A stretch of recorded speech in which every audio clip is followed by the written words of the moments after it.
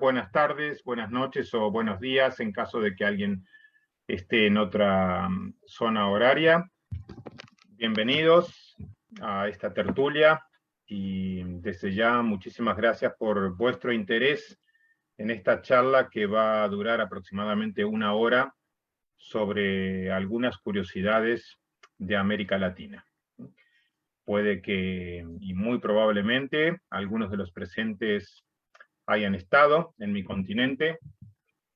Yo soy argentino y para quienes no me conocen, les puedo decir que llevo alrededor de 7 años viviendo en Rusia. Antes pasé muchos años en Alemania y en Irlanda, así que hace mucho tiempo que me fui de mi patria, pero nunca me he desconectado. Siempre he estado muy vinculado a todo lo que pasa en mi país y en América Latina. Y a lo largo de esta hora que vamos a compartir, voy a contarles algunas curiosidades sobre lo que ocurre en mi continente. Y siempre me gusta decir por qué a muchos latinoamericanos, entre los que me incluyo, no nos gusta el realismo mágico. Aprovecho la oportunidad para poner a prueba vuestros conocimientos culturales sobre la literatura de América Latina. Si alguien sabe la respuesta, y es muy probable que muchos la sepan, pueden responder en el chat. No vamos a permitir que todos hablen, es mejor mantener los micrófonos cerrados para hacer todo más ordenado, pero ustedes pueden participar en el chat y la pregunta es, ¿qué escritor de América Latina se asocia inmediatamente con un género literario llamado realismo mágico? Si quieren, lo pueden responder. Bien, aquí aparece una respuesta. Juan Rulfo no es el primer nombre que se asocia. Sí, correcto. García Márquez. ¿Sí? Gabriel García Márquez, escritor colombiano, autor de la famosa novela llamada 100 años de soledad. Julio Cortázar no es realismo mágico. Cortázar es literatura fantástica. ¿Sí?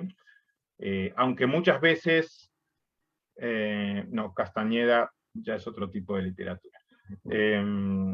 Muchas veces es verdad que es difícil distinguir entre realismo mágico y el género fantástico, ¿sí? Pero cuando pensamos en realismo mágico pensamos inmediatamente en García Márquez. El realismo mágico tiene muchísimos ingredientes, ¿sí? Donde por supuesto que la ficción se mete dentro de la realidad. Yo voy a contar algunas cosas sobre América Latina, y la primera historia que les voy a contar es una de las historias preferidas de mis estudiantes. Yo llevo casi 20 años trabajando como profesor de español y esta historia es una de las que más suelen disfrutar mis alumnos. Esto ocurrió en los años 80 en Argentina, cuando teníamos una hiperinflación. Existe la palabra inflación y también, bien, aquí hay una respuesta de Ana. Bien, es un buen comentario, Ana, o Hanna, ¿sí? Tal vez a los latinoamericanos no les gusta el realismo mágico porque la realidad nos supera. Correcto, es una realidad que nos supera y es una realidad demasiado dolorosa, como para reírse de esas cosas. Continúo con la historia. Cuando yo tenía alrededor de 11 o 12 años, tuvimos en Argentina un proceso hiperinflacionario. La hiperinflación, para quien no lo ha vivido, y es algo que no se lo deseo a nadie, Es una situación donde los precios de los productos aumentan por hora. Si mal no recuerdo, en Argentina la inflación llegó en un año a 8.000%. 8.000%. Había situaciones en las que las personas iban a las tiendas, estaban a punto de tomar un producto para comprarlo y un empleado venía y cambiaba el precio del producto delante de tus ojos. Así es la hiperinflación. Por supuesto que una de las consecuencias inmediatas de un proceso hiperinflacionario es la escasez de productos. El verbo escasear, para quien no lo conozca, es un verbo de un nivel B1, B2, ¿sí? La escasez, escasear. Lo voy a escribir.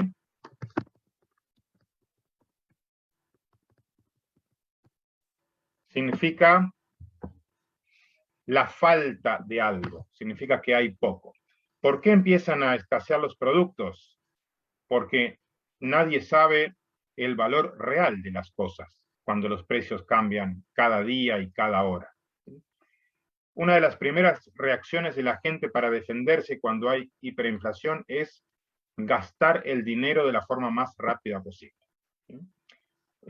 Porque mientras tienes dinero en el bolsillo, estás perdiendo. Por supuesto que cuando empieza la escasez de productos, también es una situación dramática, porque incluso escasean los productos de primera necesidad. ¿Sí?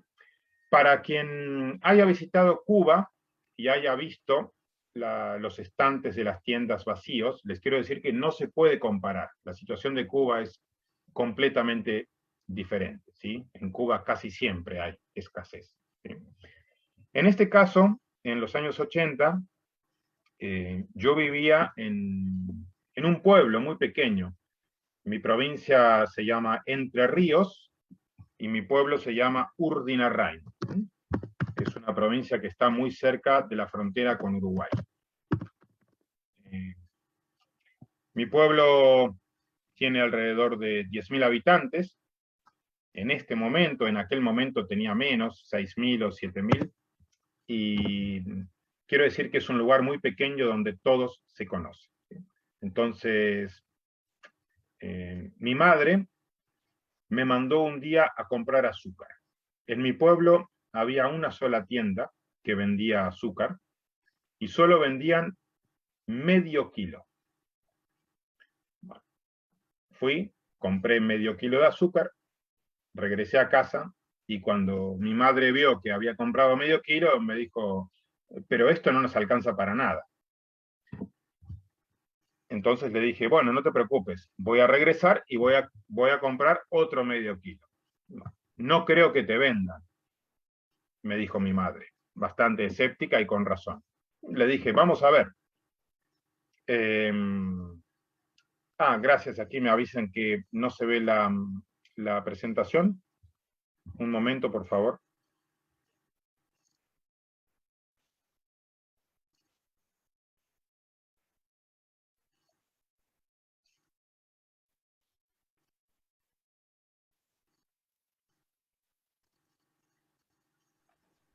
Ahora sí, está bien, Bien, gracias. aquí estamos. Gracias por haberme avisado, Julia. Bien. Continúo con la historia. Regresé con la intención de comprar otro medio kilo de azúcar y por supuesto que estaba la misma cajera. ¿Sí? Entonces, cuando pasé por la caja para pagar, la cajera levantó la vista y vio que era yo otra vez. Y me dijo, no, tú hoy ya has comprado. Es medio kilo de azúcar por persona por día. Entonces, con cara de póker, le dije, ¿yo? Sí, me dijo, yo me acuerdo de tu cara. Digo, no, es la primera vez que estoy aquí. Mentí. ¿Cómo? Dijo, no puede ser. Pues sí, estoy aquí por primera vez. Sí. ¿Cómo te llamas? Me preguntó la cajera. Y le dije, mi apellido es Fernández. Una mentira piadosa. decimos en español. Fernández, respondió, eres idéntico a Mauro Balochi, que soy yo. La conclusión es que tuve que mentir y cambiar mi apellido para poder comprar medio kilo más de azúcar. Y esa es una de las tantas historias que podría contar donde la realidad se confunde con la ficción. Pero como ha escrito alguien en el chat, es una realidad que nos supera y es muy doloroso vivir así, ¿sí? No siempre es el placer que se percibe a través de las páginas de García Márquez. Bueno, hablando de situaciones donde la realidad supera a la ficción, voy a contar uno de los capítulos más dolorosos de mi país, la desaparición del ferrocarril, o la cuasi desaparición del ferrocarril. Argentina hace 70 u 80 años llegó a tener 47.000 kilómetros de ramales ferroviarios. Era uno de los 10 países del mundo con mejor infraestructura del ferrocarril. Hoy no tenemos trenes, excepto lo que se conoce como trenes de cercanías o trenes de corta distancia, ¿sí? Solo hay trenes en Buenos Aires para viajar en Buenos Aires y los alrededores, pero la conexión ferroviaria entre provincias ya no existe. Y la desaparición del ferrocarril es un capítulo muy doloroso que tuvo lugar en los años 90 en Argentina. Quiero decir que Argentina es un país muy extenso, de norte a sur tenemos alrededor de 4.000 kilómetros.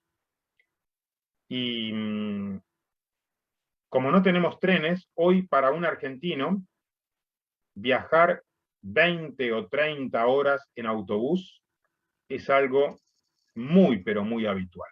¿Sí? La gente está muy acostumbrada a viajar de una provincia a otra en autobús o en colectivo, como decimos en Argentina. ¿Sí? Colectivo o micro son palabras que se utilizan en lugar de autobús en Argentina. La palabra autobús también cambia según la región.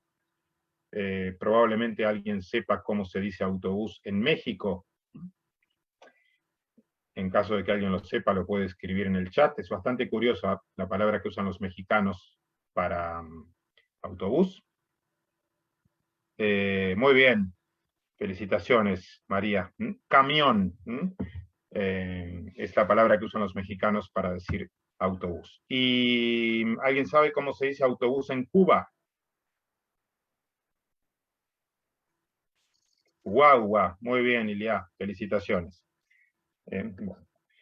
Como ven, el español es muy rico, ¿sí? Es una lengua con tanto vocabulario y tantas diferencias entre regiones que nunca se termina de aprender. Continúo. En Argentina es muy común viajar en autobús 20, 30 horas, y voy a hablar un poquito de la desaparición del ferrocarril.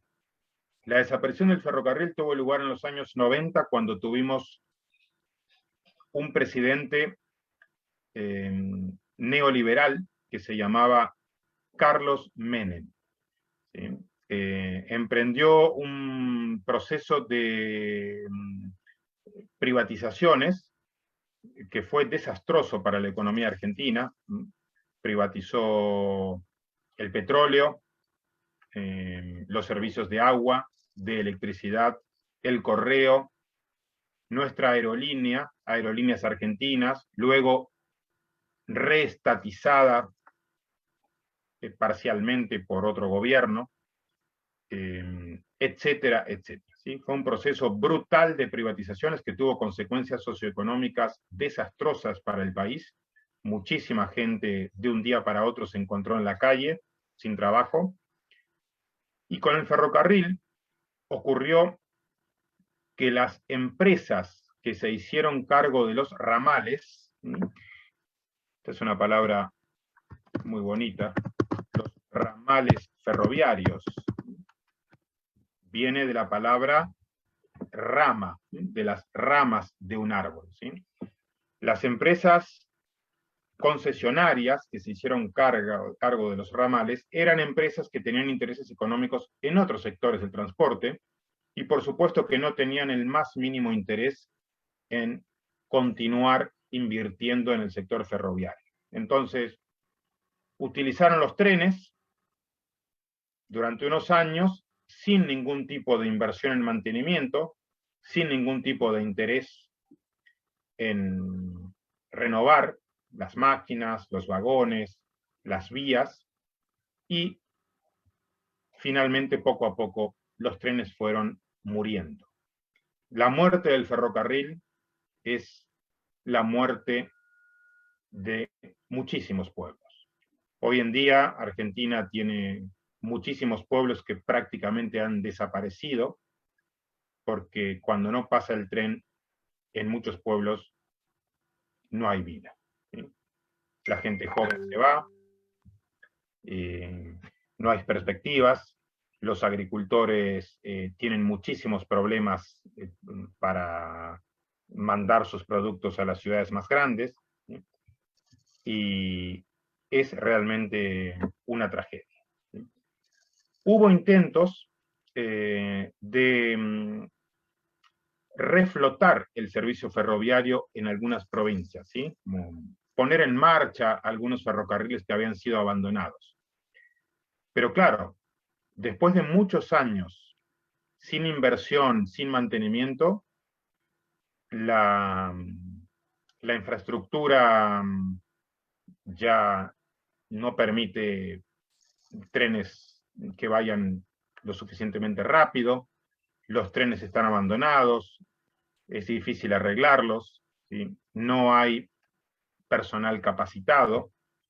Y yo recuerdo que en mi provincia, hace alrededor de 15 o 16 años, hubo un proyecto para poner en marcha el ferrocarril a través de un subsidio del gobierno provincial y comenzó a funcionar un tren que conectaba mi provincia, Entre Ríos, con Buenos Aires, ¿sí? Es una distancia no muy larga, son alrededor de 300, 400 kilómetros. Los trenes iban a 40 o 50 kilómetros por hora, no mucho más. Y ya los durmientes, por supuesto que estaban flojos. Aquí les voy a enseñar una palabra muy bonita, no sé cómo se dice en ruso, pero los durmientes son las piezas antes siempre eran piezas de madera, ahora en las construcciones modernas se utiliza cemento, creo, pero los durmientes son esos trozos de madera, ¿sí? Que están entre las dos vías, ¿sí? Los durmientes entre las vías. Ah, gracias, R. Entonces, Shpali, muy similar en ruso, ¿sí? La palabra. Aunque no es del verbo spat, no, es otra cosa. Pero sí, creo que esa es la traducción. Muchas gracias. Los durmientes estaban flojos, entonces, claro que ya los trenes no podían ir muy rápido. ¿Qué ocurrió? La primera vez que volvió a pasar un tren en mi pueblo, fueron 3.000 personas a la estación como un acontecimiento extraordinario, ver pasar un tren después de muchos años. Por supuesto que ese servicio funcionaba muy mal y a veces el retraso era de 6, 8, 10, 12, 14 horas, más o menos como funcionan los trenes, no sé, en India, por ejemplo. Y lo que recuerdo, y este detalle también lo asocio con el realismo mágico, es que en la estación de ferrocarril de mi pueblo habían puesto un papelito que decía: señor pasajero, si el tren tiene mucho retraso, no se preocupe, usted puede comunicarse con el maquinista. Y habían escrito el número del teléfono móvil o del teléfono celular, como decimos en Argentina y en casi todos los países de América Latina, habían escrito el teléfono celular del maquinista. O sea que era posible llamar al maquinista y decirle, hey, ¿dónde estás? ¿A qué hora vas a llegar a tal pueblo? Parece una broma, pero era realmente lo que ocurría en esos años. Por supuesto que eso duró muy poco y en un momento el ferrocarril dejó de funcionar otra vez y hoy en día, por ejemplo, en mi pueblo no hay trenes de pasajeros. Alguien preguntó en el chat, y es una buena pregunta, ¿qué pasa con los trenes de cargas? Trenes de cargas todavía circulan algunos, también a 40 o 50 kilómetros por hora. A menudo hay accidentes. Por cierto, a ver si alguien sabe cuál es el verbo cuando un tren sufre un accidente y sale de las vías.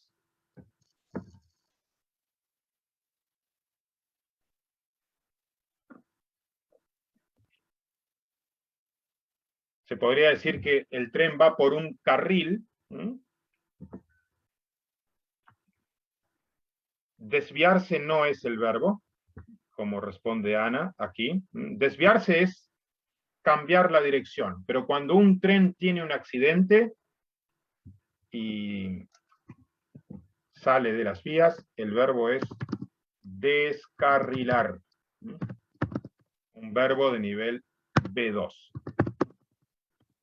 El sustantivo es el descarrilamiento. Específico para accidentes ferroviarios.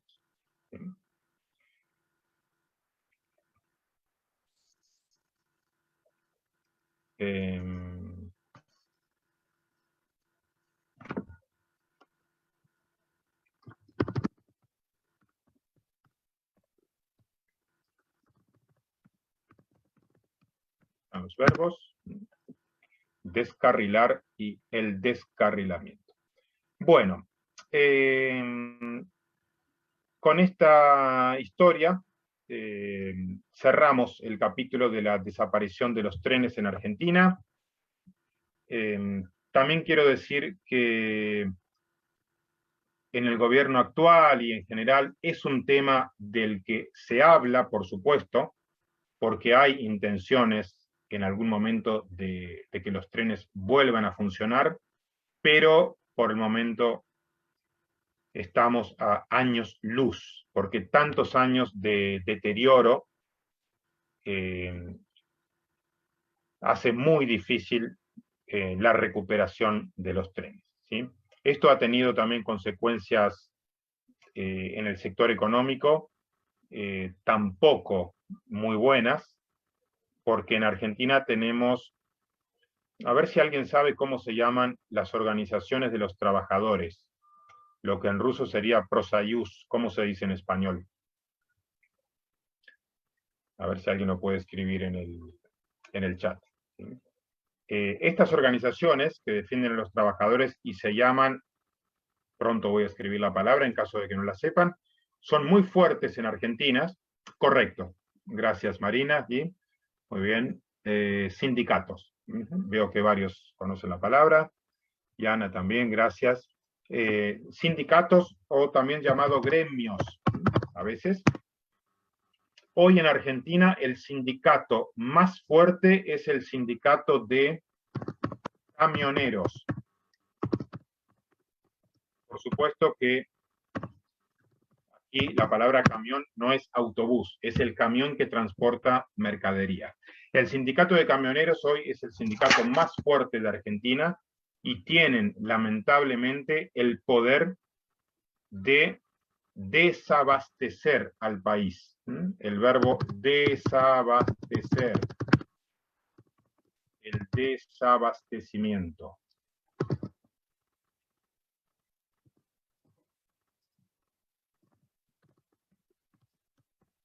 Significa dejar sin productos.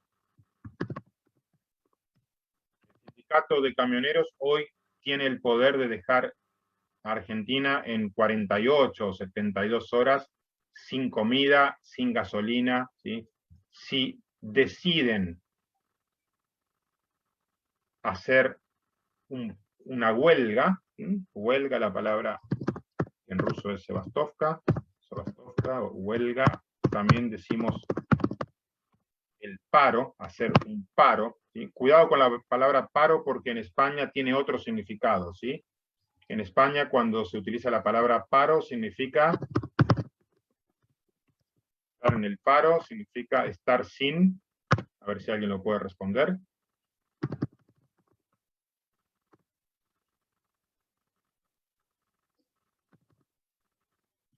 Correcto, Daria. Estar en el paro significa estar sin trabajo. Y el paro en Argentina y en muchos países de América Latina significa la huelga, ¿sí? Muy bien.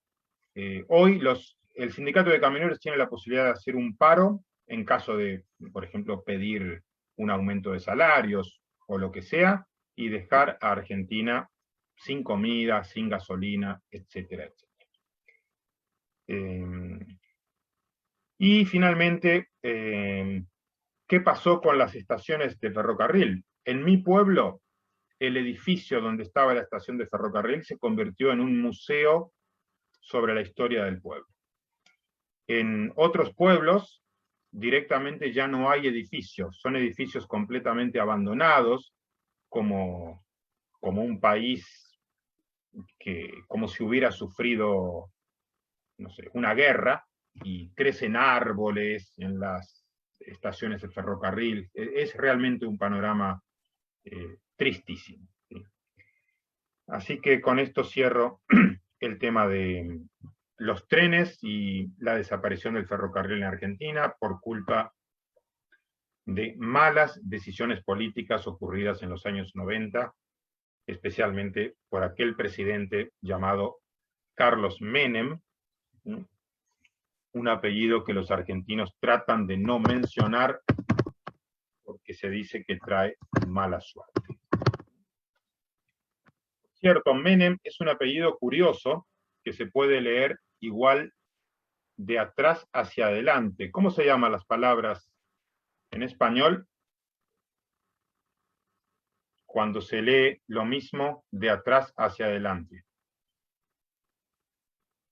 Mientras alguien encuentra la palabra, muy bien, Daria, palíndromo, correcto.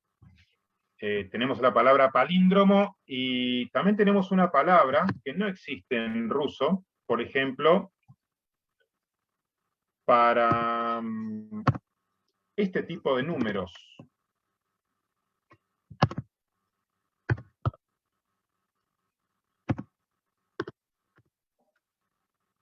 Por ejemplo, el número 15.051 o 32.023 se leen igual de atrás hacia adelante. En español tenemos un nombre para este tipo de números. ¿Cómo se llaman esos números? Palíndromo, como lo dice aquí R, que en ruso es lo mismo, gracias. Palíndromo en español se utiliza solamente con palabras, o que se leen igual de atrás hacia adelante, o frases, ¿sí? Pero cuando hablamos de números, también tenemos una palabra muy bonita.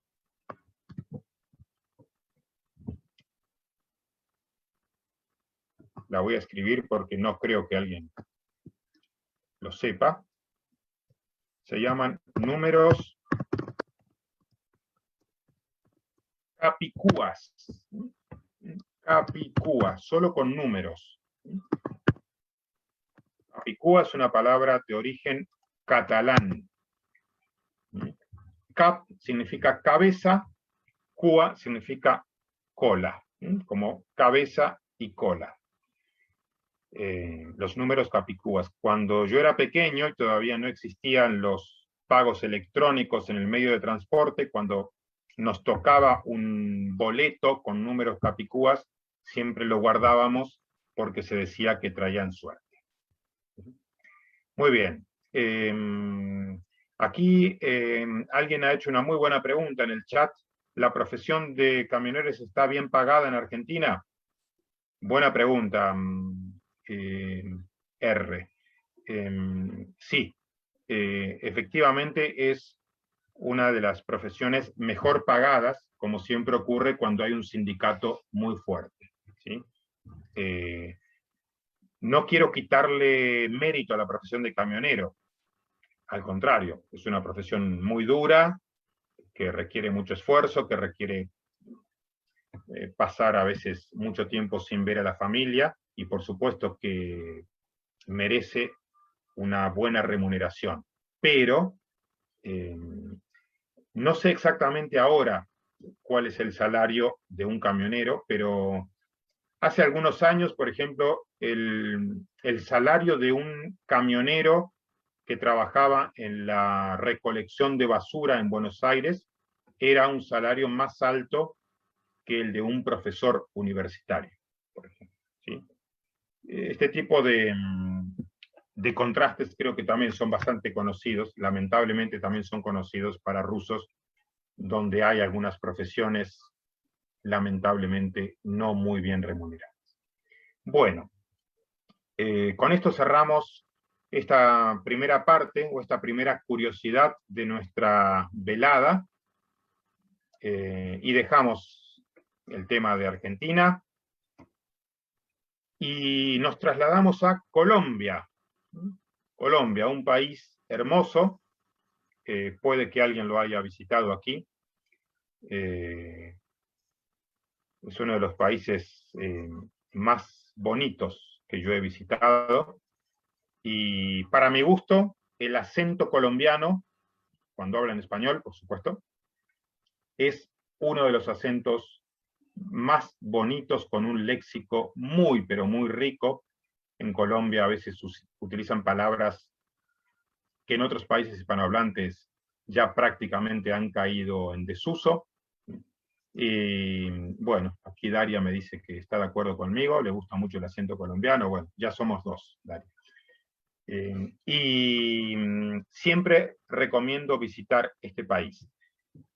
En general, todavía mucha gente, no solo en Rusia, sino también en el mundo, piensa que Colombia es un país peligroso por toda la historia del narcotráfico.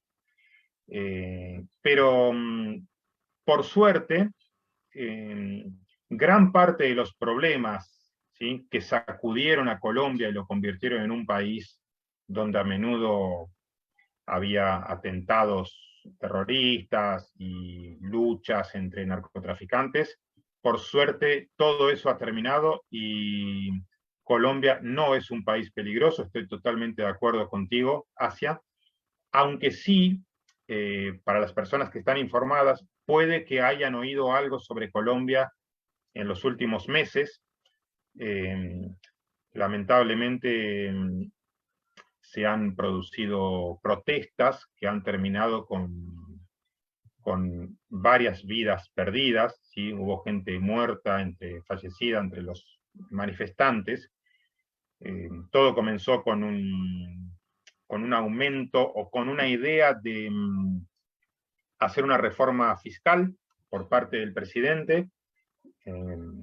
La gente se enfadó, empezaron las protestas, la policía reprimió y eso terminó con la vida de muchas personas. Pero, reitero, perdón, Colombia no es un país peligroso, es altamente recomendable, tiene muy buena gastronomía, tiene paisajes espectaculares, un acento muy bonito y además hay una región que fue una de las regiones que más me gustó, se llama la zona cafetera, la región donde están las plantaciones de café, con lugares realmente paradisíacos.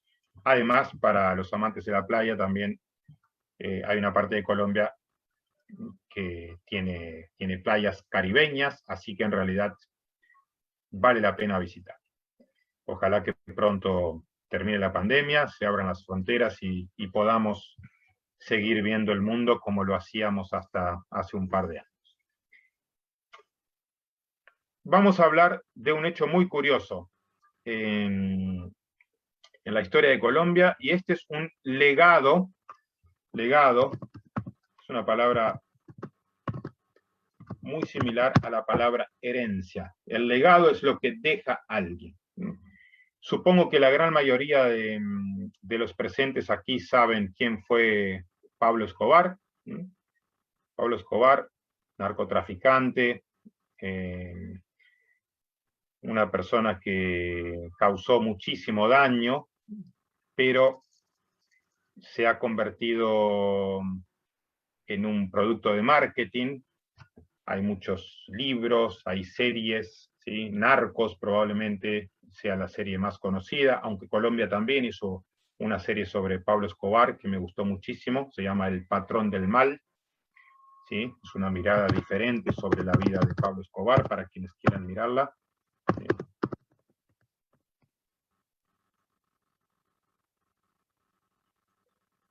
Y vamos a hablar de los hipopótamos. ¿Qué relación hay entre Colombia y los hipopótamos?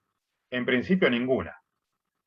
Pero Pablo Escobar tenía algunas excentricidades cuando era el capo del narcotráfico más importante. Una de sus excentricidades era que él quería tener una especie de zoológico privado con animales exóticos.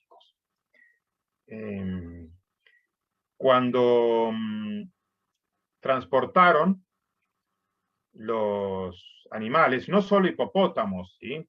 Pablo Escobar tenía pájaros muy raros, se llamaba la Hacienda Nápoles, una casa que él tenía en las afueras de Medellín, y ahí él tenía jirafas, cebras y también hipopótamos.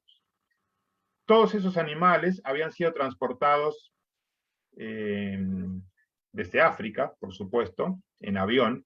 Cuando el avión llegó a Colombia, los militares pensaron que en realidad estaban transportando armas y estaban esperando el avión, y cuando aterrizó el avión se encontraron con una selva dentro del avión y decidieron confiscar a todos estos animales y los llevaron a un zoológico en Medellín. Pablo Escobar reaccionó furioso, mandó a algunos de sus trabajadores, ¿sí? En general aquí podríamos utilizar la palabra sicarios, una palabra muy útil cuando hablamos de Colombia. Bien, gracias Asia por la información. Sí, la Hacienda Nápoles es enorme y sí, está muy cerca de Medellín. Cuando llegaron los animales, fueron confiscados y Pablo Escobar después mandó a algunos de sus sicarios. ¿Qué es un sicario? A ver si alguien me puede explicar el significado de esta palabra. Pablo Escobar tenía muchísimos sicarios que trabajaban para él. La palabra que siempre aparece, lamentablemente, cuando hablamos de Pablo Escobar y de Colombia. Correcto, Elia. Un sicario es alguien que mata. El trabajo de esa persona es matar, ¿sí? Entonces, un sicario es un asesino a sueldo. Pablo Escobar mandó a sus sicarios y sobornaron al cuidador del zoológico, le dieron un bolso con dinero, una cantidad de dinero que equivalía a 10 años de salario de ese señor que estaba cuidando el zoológico. Le dijeron, mira, te damos el dinero equivalente a 10 años de salario, pero por favor, danos las llaves de las jaulas para recuperar los animales.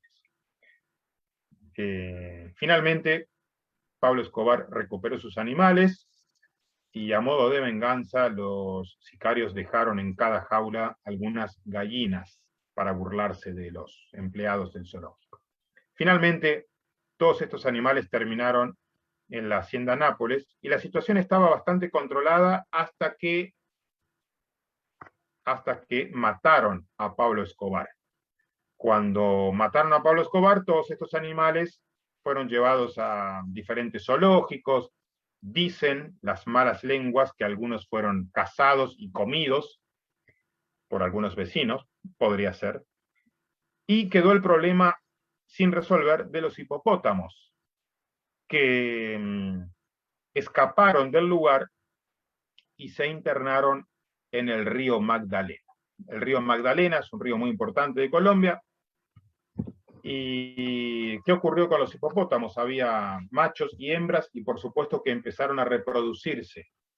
La reproducción de los hipopótamos comenzó a convertirse en un problema muy serio, y para ver algunos detalles sobre este problema les propongo ver este vídeo que tenemos preparado.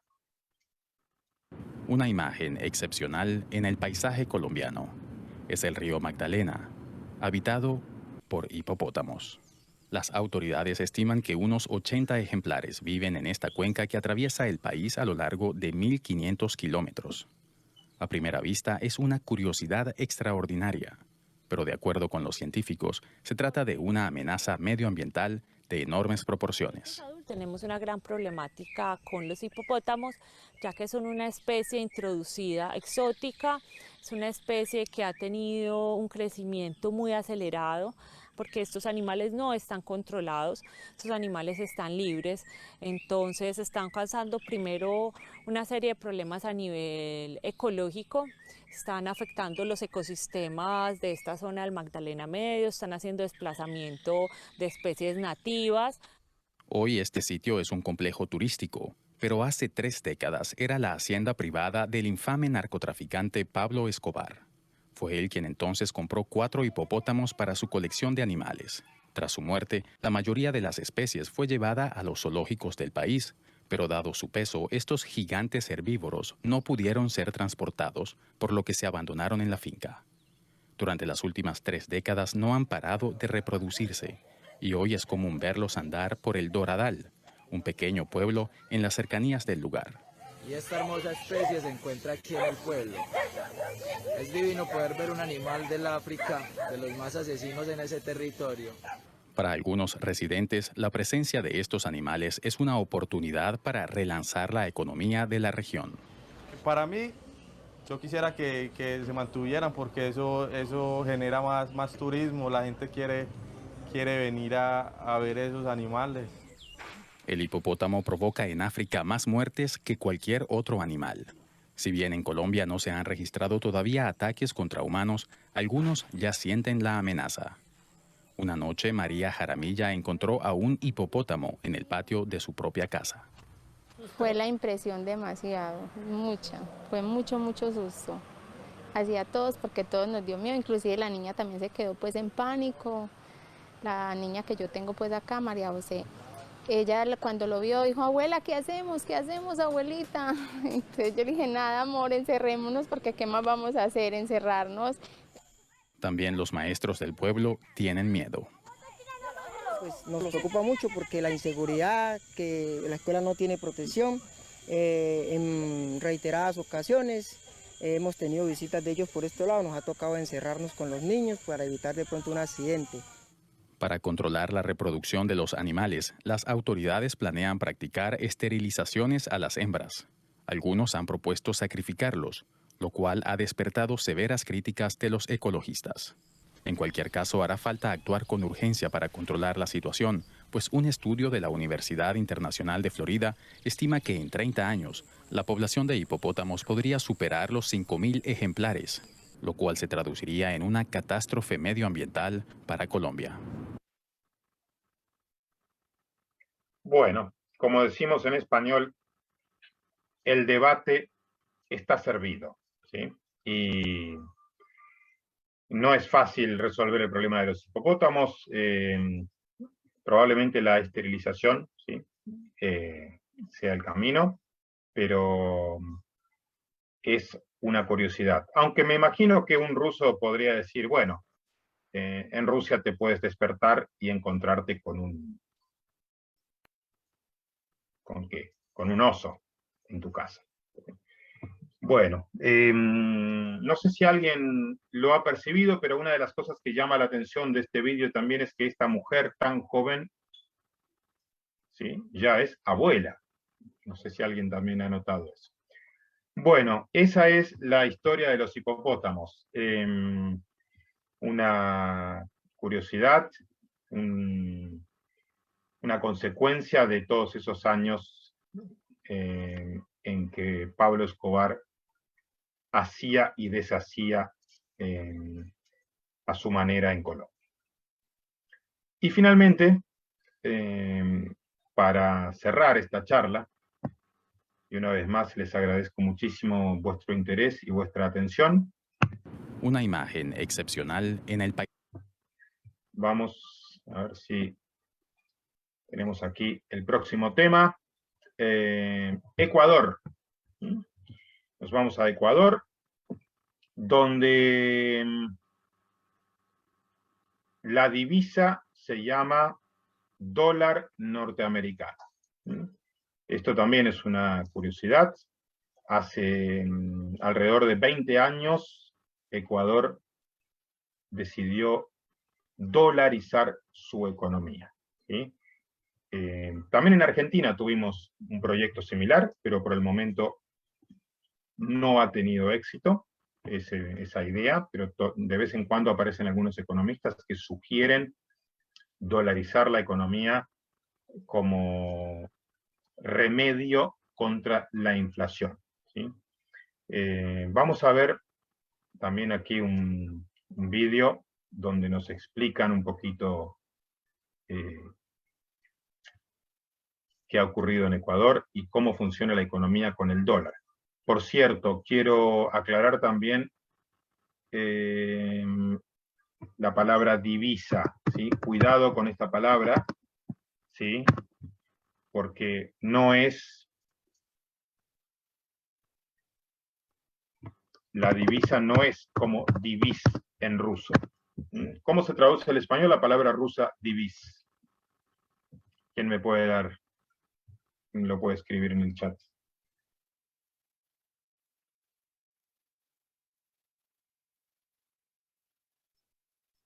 Correcto. Bueno, lema, ¿sí? Lema, consigna, eso es la traducción de la palabra rusa divis. Y la divisa es valuta. La divisa rusa es el rublo. La divisa de Ecuador antes era el sucre, ahora es el dólar norteamericano, ¿sí? Vamos a ver este vídeo que nos cuentan algunos detalles sobre esta curiosidad de Ecuador. Continuamos con información en France 24 y es tiempo de hablar de economía. Estamos con Luis Méndez, que nos tiene un resumen con lo más importante de esta jornada, Luis. Y se cumplen 20 años del proceso de dolarización en Ecuador. ¿Qué balance podríamos hacer del mismo? De acuerdo con algunos analistas, han señalado que el impacto que produjo al principio no se compara con los resultados positivos que la medida ha traído tras su implementación, y por ello el actual vicepresidente de la nación sostiene que se debe mantener. Fue un 9 de enero del año 2000 cuando el sucre, la moneda de curso legal en Ecuador desde 1884, dejó de circular para darle paso al dólar. Durante la década de 1990, Ecuador sufrió una crisis económica que, además de elevar la inflación, generó un alto tipo de cambio que, al momento de estudiarse la medida durante el gobierno de Yamil Mahuad, el tipo de cambio se acercaba a 25.000 sucres por dólar. Por 2 décadas, representantes del gobierno ecuatoriano han señalado que la medida debe mantenerse. La dolarización ha significado estabilidad y ha garantizado certidumbre para los ecuatorianos. Así se lee en parte de un tuit del vicepresidente ecuatoriano Otto Sonnes Holner. Para ampliar más sobre este tema, conversamos con el doctor en economía Anderson Argotti, y esto fue lo que nos dijo. A través de las remesas se da una generación de dólares para la economía ecuatoriana. Entonces, a partir de este momento, sí, ya se da un proceso de estabilización de los precios y la gente empieza, desde el punto de vista microeconómico, a planear mejor sus opciones. Las empresas pueden realizar presupuestos sobre expectativas un tanto más reales de crecimiento de la economía y de mantenimiento del nivel de precios, y de igualmente la ciudadanía. Entonces, sí tuvo efectos positivos, obviamente, pero en un inicio Bien. Hasta aquí.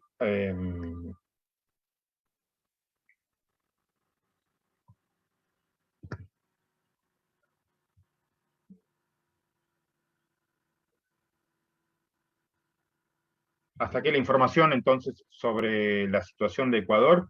Para vuestro vocabulario, voy a escribir en el chat 2 palabras que han aparecido aquí.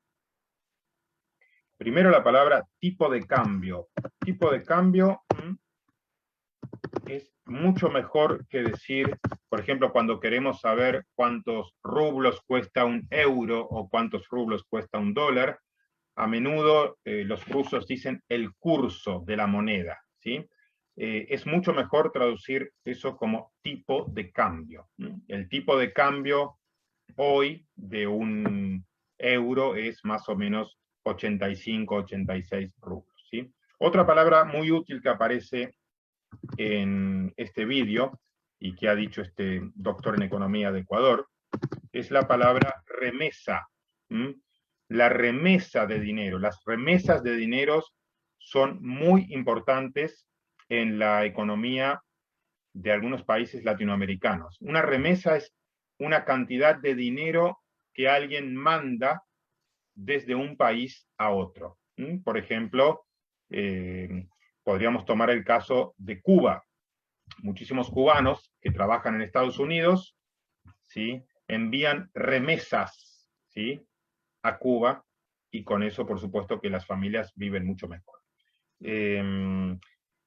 Bueno, esta dolarización de la economía de Ecuador es un debate que existe permanentemente entre economistas. Yo personalmente estoy en contra. Creo que perder la divisa es una pérdida de soberanía, de alguna forma es casi un colonialismo económico, pero en el caso de países con inflación permanente, podría ser una forma de calmar las aguas, ¿sí? Pero yo personalmente creo que es un error dolarizar la economía. Bien, y como decía en nuestra presentación, a la que quiero volver, un momento, por favor. No es el único país, ¿sí? También Panamá tiene...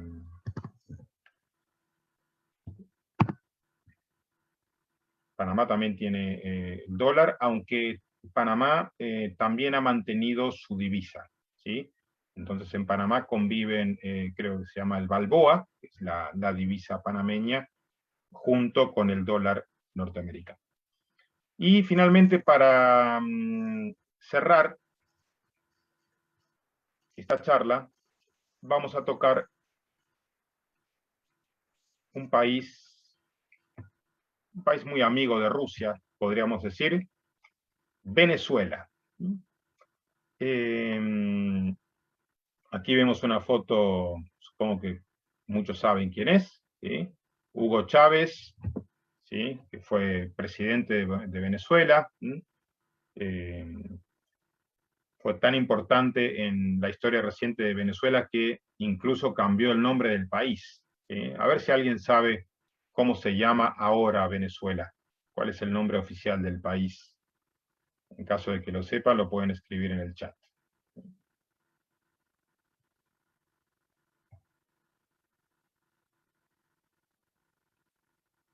El nombre oficial de Venezuela es República, muy bien Marina, felicitaciones, República Bolivariana de Venezuela. ¿Sí? Aquí R también lo ha escrito completamente.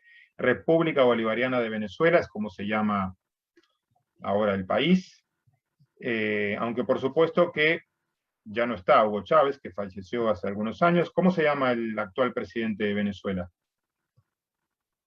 Es un apellido fácil de recordar porque es la palabra que se utiliza para un fruto que ya está listo para comer, Maduro. Muy bien. ¿Alguien sabe qué profesión tenía Maduro antes de entrar en la política?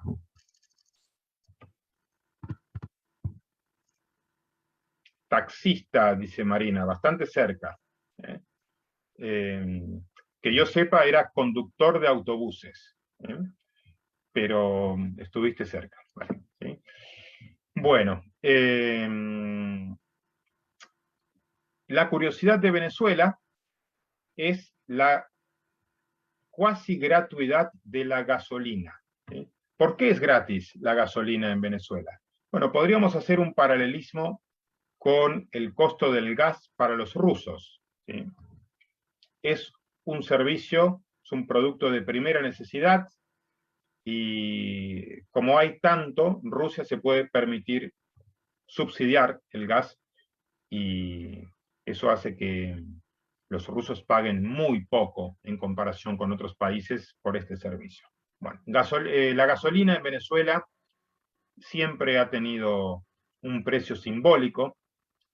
Ahora, lamentablemente, la situación económica es caótica, con hiperinflación, con un país completamente desordenado, parcialmente bloqueado, con una crisis política permanente, pero antes de este desorden, en Venezuela la gasolina también tenía un precio simbólico. Una vez leí que, por ejemplo, para un venezolano que llenaba el tanque de gasolina 2 veces por semana durante un año, el costo de la gasolina era $5 anuales. $5 anuales. Menos de 400 rublos anual. Hoy, en esta situación caótica, vamos a ver en este breve vídeo cuánto cuesta llenar el tanque de gasolina en Venezuela.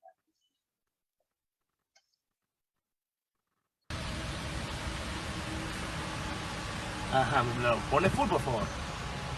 Buenos días, bienvenido. Hoy el servicio de gasolina es gratuito. Solamente lo que Dios le ponga en su corazón es lo que usted le va a dar a uno. Ah, está bien, entonces no se paga nada. No. Solamente la propina. Solamente lo que usted le ponga a Dios en su corazón. Vale, genial, muchas gracias.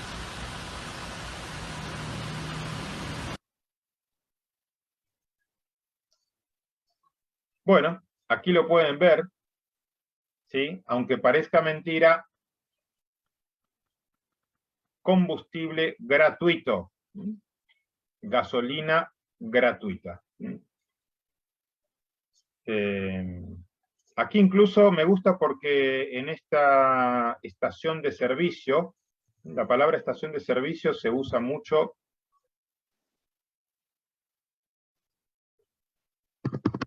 en lugar de gasolinera. Estación de servicio, gasolinera. Creo que en algunos países también dicen bomba. En la zona de Venezuela, Cuba, no sé si alguien ha estado o ha vivido en esos países, pero tengo la idea de que también se utiliza la palabra bomba para llamar al lugar donde se carga gasolina. En Argentina decimos estación de servicio, ¿sí? Y me gusta lo que hicieron en esta estación de servicio porque incluso lo han presentado con una rima. La gasolina y el gasoil le vamos a obsequiar, un servicio seguro y profesional le vamos a prestar. ¿Sí? Su costo, a su conciencia, le vamos a dejar. Impresionante. Siglo XXI, gasolina gratuita, como se dice en español, ver para creer. Y con esta curiosidad sobre Venezuela, llega la hora de terminar. Una vez más les agradezco muchísimo la atención y el tiempo que han destinado para escucharme, para saber un poquito más sobre estas curiosidades de América Latina y para saber por qué a algunos latinoamericanos no les gusta tanto el realismo mágico. Así que yo me despido deseándoles buenas noches, una vez más, muchas gracias, buen comienzo de semana para todos, y ahora, antes de terminar, los dejo con nuestra moderadora, Julia, que les quiere comentar un par de cositas.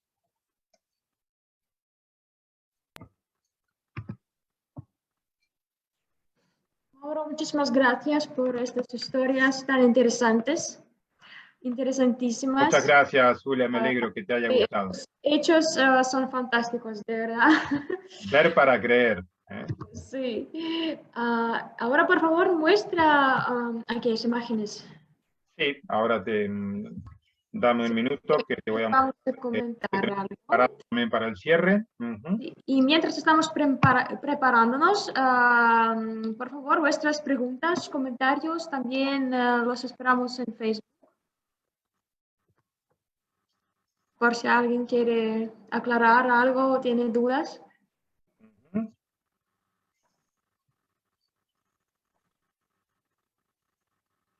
Bueno, ninguna preguntas. Vale. A ver, entonces я paso al ruso, ¿no? Я сделаю небольшой комментарий по-русски. Мне сегодня выпала честь представить школу Эспалавра. Давайте я еще раз повторю ссылки в чат. Так, где же они затерялись?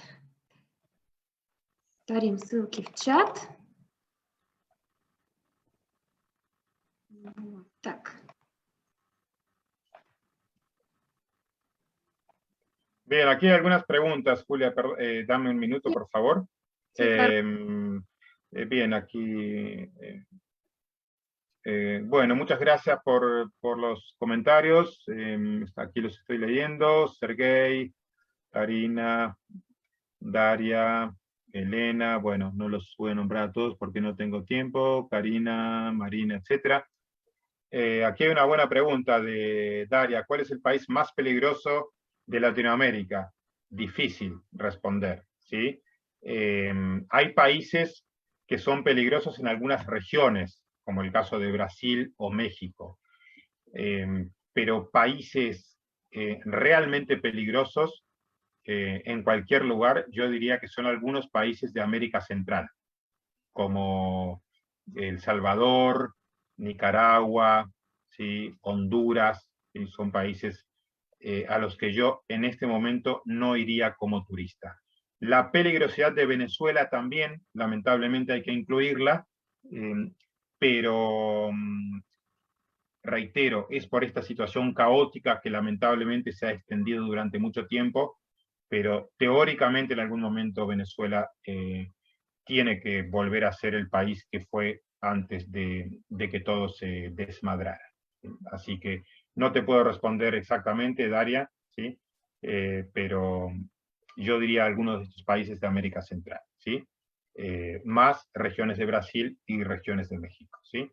Y al final, bueno, aquí yo supongo que es una ironía, me dice, al final no entendí por qué a los latinoamericanos no les gusta el realismo mágico. Puede ser porque, claro, con este tipo de cosas nunca te aburres en estos países, todo el tiempo hay que hacer tantos esfuerzos por sobrevivir que al final no tienes tiempo para aburrir, ¿sí? Bien, entonces, Julia, termina, por favor. Gracias, Мауро. Что ж, снова перейду на русский язык. Итак, как я уже сказала, мне выпала честь сегодня представить школу Эспалавра. Прежде всего, хотела бы выразить большую благодарность от нашего центра за эти уроки, лекции, встречи. Ссылка на сайт espalavra.ru снова в чате, здесь прям рядышком, так что скорее переходите. Там есть вся нужная вам информация и также ссылки на соцсети школы. Сейчас небольшая информация, которую меня очень просили передать. Это касательно некоторых курсов. Сейчас пришлю еще одну ссылку в чат. Пожалуйста, сохраните. Вы сможете потом прочитать более подробнее об этих курсах, ознакомиться с тем, что же это такое. Готова ссылка в чате. Итак, подробнее о судьбах Латинской Америки в 20 веке вы можете узнать в онлайн-курсе с Mauro. 5 movimientos. Mauro, ¿se ve esta página o no? Sí, eso es. Perdón. 5 movimientos que sacudieron Америка Латина. Этот курс доступен в записи на испанском. Вы сможете разобраться в природе таких явлений, как сапатизм в Мексике, пиранизм в Аргентине, а также узнаете, за что сражались колумбийские повстанцы и перуанские Sendero Luminoso. Mauro. Muy bien. Sí. Correcto. Если вам пока еще не хватает уровня испанского языка или хочется как можно больше латиноамериканских знаний, то рекомендуется также курс «Ликбез по Латинской Америке» на русском языке от двух экспертов-латиноамериканистов, ведущего популярного телеграм-канала «Записки латиноамериканиста» Ольги Полуниной и руководителя Эспалабры, старшего преподавателя исторического факультета МГУ Екатерины Самсонкиной. В рамках этого курса вы сможете познакомиться с географическими чудесами и особенностями Латинской Америки, разобраться в некоторых страницах латиноамериканской истории и даже научиться готовить некоторые аутентичные латиноамериканские блюда в российских условиях. Ну и, наконец, рад сообщить, что со следующей недели открывается группа для B2.1 с Мауро в школе на Театрально-Пушкинской. Занятия будут проходить раз в неделю по понедельникам с 17:30 до 19:00. Участие в разговорных клубах по субботам бесплатно. Так что bienvenidos, всех ждем на курсах, есть все, как видите, на любой ваш вкус. Также сейчас пришлю в чат информацию контактную, если у вас возникнет желание поучаствовать или будут какие-то вопросы, пожалуйста, пишите либо по этой почте, а также есть номер телефона. Что же, всем большое спасибо. Пока мы еще не... Perdona, Julia, antes de terminar.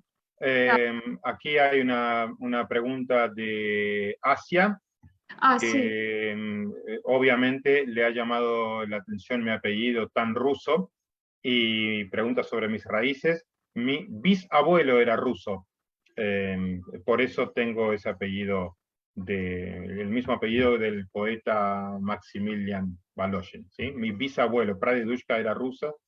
Así que por eso ese apellido tan ruso. Asia, gracias por la pregunta, ¿sí? Me gusta que me pregunten eso. Y también aquí hay una pregunta sobre si esto queda grabado, Julia. Sí, claro, queda grabado. Aquí os envío enlace a nuestro Facebook, a nuestra página en Facebook, donde la transmisión se guarda y se puede verla después de haber pasado todo. Bueno, y también supongo que se publique la grabación en el YouTube canal de la escuela Espalabra un poco más tarde, unos días más. Sí. Probablemente. Bueno, una vez más, chicos, muchas gracias, chicos y chicas. Muchas gracias por la buena compañía, por haber invertido tiempo en esta clase. Y como siempre, es un placer tan lejos de mi patria encontrar a gente que se interese por mi cultura. Julia, a ti también, muchísimas gracias. Buenas noches. Muchas gracias, Mauro. Muchísimas gracias a la Escuela Espalabra y bienvenidos a la Escuela y al Centro Cultural Iberoamericano. Hasta pronto. Buenas noches. Gracias. Adiós.